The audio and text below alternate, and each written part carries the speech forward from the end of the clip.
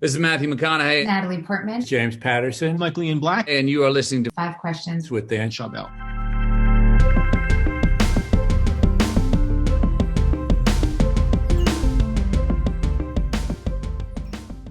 Mark, welcome to Five Questions. Great. Thanks so much for having me. I'm psyched to be here.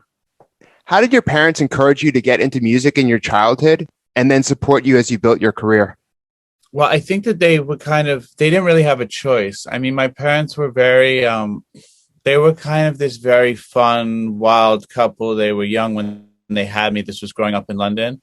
So they would have these crazy parties at the house all the time. And I would wake up in the middle of the night and there'd be like 60 grown-ups smoking, drinking in the living room. And I would just always angle my way to where the music was coming from, kind of oblivious, walking through this room, probably waist high on everyone, and just curl up or just sit beside the speaker playing this loud music and play air drums. And that's was my thing. And I think one of my parents' friends was the drummer in the band Bad Company and was like, hey, your kid, he looks like he knows what he's doing. Maybe you want to get him a little drum kit. So my dad didn't make music, but he was very passionate about it. And he got me a little drum kit. And I think that they always supported it. My stepdad was a musician, very successful in the band Foreigner. So I had the opposite of I guess coming from a conservative or family where they're like, okay, don't do music. My rebellion would have been to be an accountant or something serious with my life. But they were supportive. My mom was very strict. She was very much about you still have to do well in your school. And we grew up in England where it felt like when I moved to New York when I was 8, all the rules I had were 80% stricter than all my new friends, my curfews, everything. But they were very supportive, and my mom especially encouraged us to follow artistic pursuits as long as our grades were good, I guess. Nice. Yeah, we just had Chris Bosch on a previous episode, and he grew up watching basketball with his dad and friends and playing with his friends as well.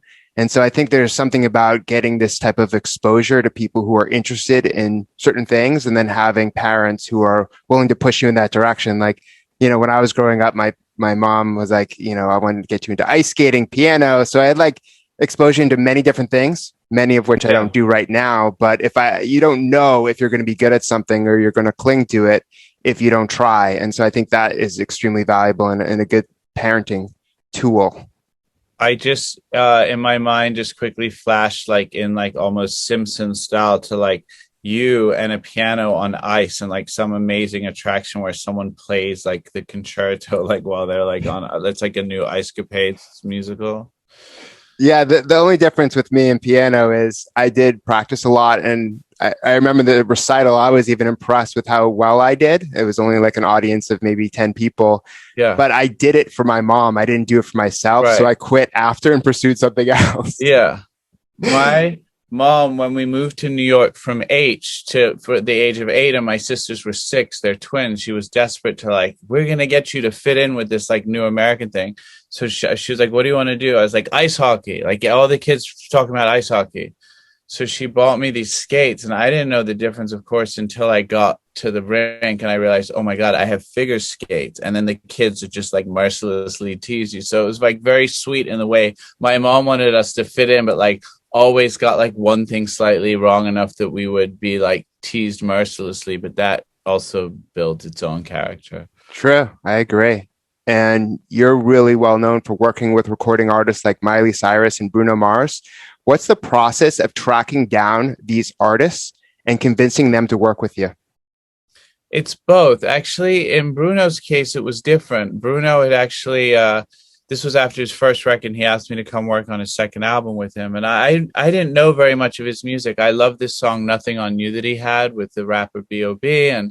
But some of the stuff was a little more, poppy than what I usually doing. And I just met him, and a lot of people that I meet, I can kind of tell we don't even have to go in the studio. There's a kind of an instinctual thing. There's a connection. You talk about things that you love, and I just got a feeling. I was like, this kid is very smart and very special. And so we went in the studio and we worked on his second album. In the case of Miley, I did truly chase her down. I saw her performing on the SNL 40th anniversary. She sung 50 Ways to Leave Your Lover. And I only knew her from We Can't Stop and Party in the USA. I had no idea she had this incredible, raspy country Nashville voice in her. So my jaw fell on the floor, and I got her number, and I basically kind of just stalked her. But like for 4 years it took until we really got in the studio. And she now, because we're friends, she told me that she had no idea because she didn't have my number saved. And every now and then I would text. I wasn't like crazy. I knew how to do it with decorum, but I would wait, 2 weeks and be like, hey, it's Mark again. Just wondering if you ever want to get in, just with a light touch. But when it happened, it was the right time. And that's kind of all you can kind of hope for. Yeah, it's this constant pursuit if you know it's right. And I think that there's a certain appreciation people have for you if you really study their music, you really pay attention to them, you put all the effort up front. It's not like you're going and you're just sending off a sales pitch. Like there's been a lot of thought that goes in, and it took you years of persistence and thought, and timing only happens when all of that kind of comes together. Exactly. And when you're in the studio, why is listening such an important part of your creative process? Listening is the most important part. I mean, it's really like I'm sitting here in the room. I'm back in my old studio that I was in 15 years ago, where I met Amy Winehouse. And we came up here, and I didn't know much about her. And I just said, what kind of record would you like to make? And she said, well, I like this stuff they play down at my local, which is like pub. And it's all this 60s girl group stuff, like the Shangri-Las. And I had never heard of that. Like maybe in like a Scorsese film, but it was this kind of music that was foreign to me. I was like, cool. And she played me a couple of things. And I was like, well, I don't have anything like that. But there's a part of my brain that gets excited about the slightly mathematical sciencing of like, I wonder how they made that. Could I make that here? How would I make something that's had a bit of that sound with my remedial equipment? And then, and I just thought I had a good vibe from her. And I was like, well, I want to just make something that this person likes because I want them to stay and come back tomorrow.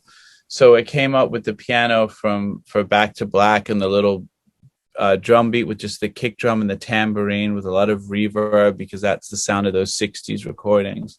And that was it. And I wouldn't have known that if I just come in and been like, hey, here's a bunch of music I have, like da da da. Like listening is everything, because you're constantly following cues emotionally, creatively. Like my friend Richard Russell wrote this great book about music, and he said, being a producer, it's a vague term, but it's just usually a good producer. It's just a series of making the right decisions at that right moment.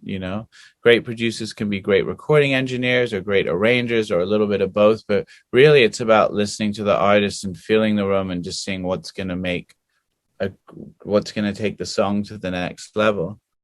Yeah, and it really is about empathy. I mean, you're taking their needs into account. And it's kind of sad in a way that we live in a world where, people try and make things about them, especially with social media. A lot of people are not focused. The average attention span is less than 6 seconds now. And people are just using, all their different platforms as microphones. So I think it's like this kind of rare skill to listen. But what I find from my own interviews, as well as I've interviewed Larry King and Charlie Rose and some of the biggest and best interviewers of all time, and they said that the most important skill is listening. And I've talked to the top public speakers. So it is something that cuts across various genres. Yeah, it should be almost so obvious that, how are you supposed to respond? How are you supposed to connect with someone on an empathetic, deep level if you don't listen to them first? Yeah, the great actors always say, like, if they see a shitty actor, they're like, oh, yeah, that's because you can tell he's thinking about his next line instead of engaging and listening in the scene.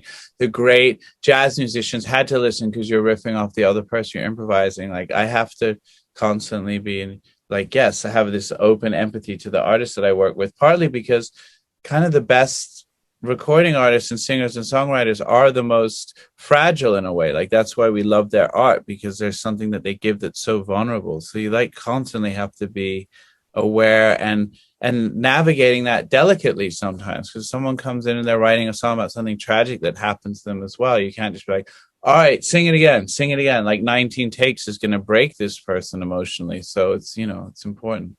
Totally. You interview a variety of artists for your podcast, The Fader Uncovered. What types of creative struggles do your guests have in common, and how do they break through them to achieve success? I mean, the one thing that you just get, and I kind of learned even before I did the Fader podcast, is that no matter how big the person is, David Byrne, like one of the most celebrated, acclaimed, musicians of our time, and constantly reinventing and important for different generations, is just still has that moment where it's like, crap, I guess maybe did I run out of ideas or whatever those things were. Everybody has those insecurities and still feels that. That's just a very human condition. That's anxiety channeled in different ways. And I guess that's kind of the main thing. And then the best ones are just still driven by this curiosity. It's the spirit of curiosity. Damon Albarn, who's sold millions and millions of records with the Gorillaz and played stadiums and headlined Glastonbury as Blur. But there's just still something that's like, I wonder what it would be like to write a Chinese opera and learn Chinese notation. Like, it's just, the great ones really just have this thing that just keeps pushing them. Yeah, no, that's a really good point, because a lot of people say people are driven by passion, interest, or maybe money. But I would say that I'm driven by curiosity about other people, curiosity about the world.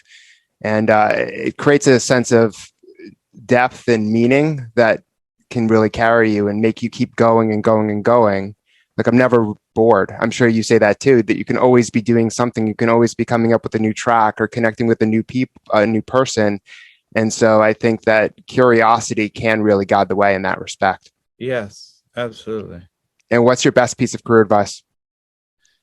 I think that if I was going in for music specifically, I think the one thing that happened to me was in the beginning of my career, I was DJing a lot. I was influenced by so much other people's music, and I was so desperate. Like, I wanted to make it. So I was like, okay, well, this is what the Neptunes do and Timbaland does and this kind of thing.